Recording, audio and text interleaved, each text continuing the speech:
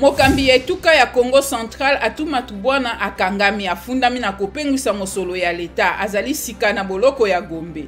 Procureur général ya cour ya cassation nde apesaki mibeko ya kokanga ye. Mbulamatari ya ekolo ya Turquie elaki kopesa million tukuzomi na mitano ya mangwele ma COVID-19 na Afrika. Mokonzi ya ekolo ya Turquie Recep Tayyip Erdogan asakoli yango na likita lizali kosangisa bakonzi ya bikolo ya Afrika na Ankara akutanaki pe na président Tshisekedi ya RDC mokambi ya Union Africaine.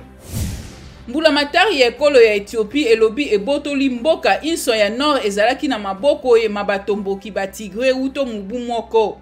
Mboka ya Sanga, Siringa, Wodia, Ara, Robiye, Robi na Kobo ebotolami kolanda molobeli ya gouvernement ya Abiy Ahmed. Mbulamatari ya ekolo ya Mali endimi lisusu ete ONU ebakisa basoda nkama moko na mapinga misala MINUSCA.